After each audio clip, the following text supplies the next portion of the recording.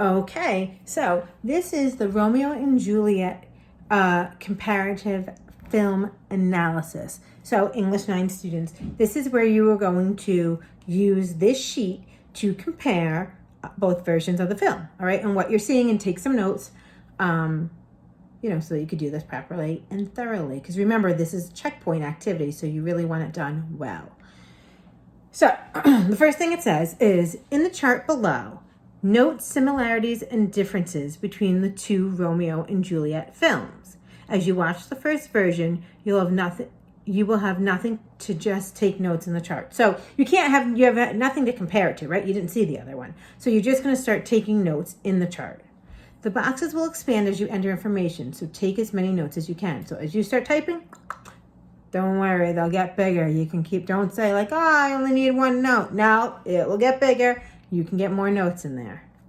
You're going to take notes on costumes, setting, the actors, language, director's decisions, famous lines, anything. I'll go through that in a second, all right? So the 1968 version, Romeo and Juliet, directed by Franco Zeffirelli.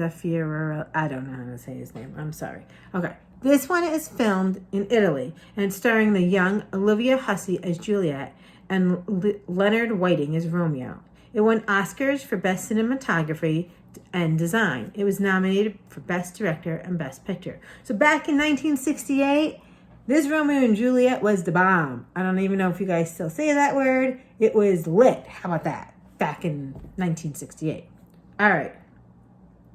The other version, 1996, Romeo and Juliet, was directed by Baz Luhrmann. Now this is my favorite one. And it was like really popular when I was young. If you believe it or not, I was young once. All right.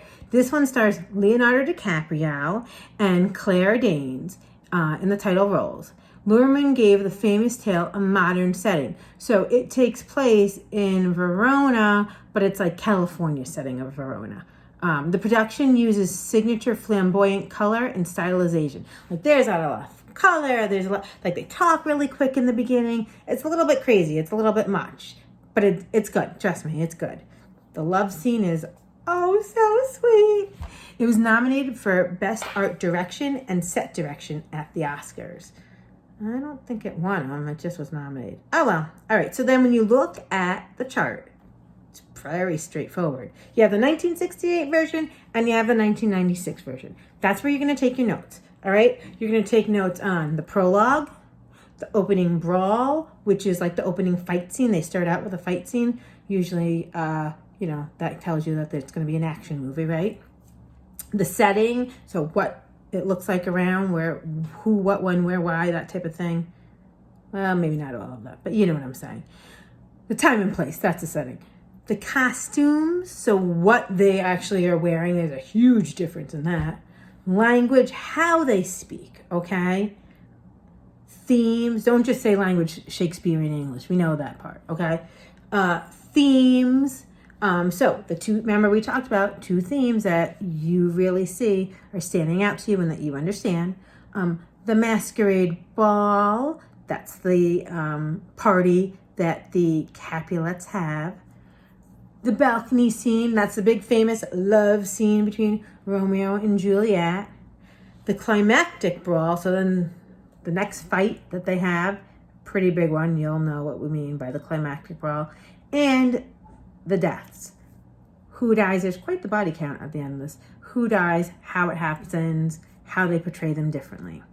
All right, if you have any questions about how to set up this graphic, or how to at least do this graphic organizer, just email me or come to my Zoom meetings 10:30 on Monday mornings. All right, I hope this helps.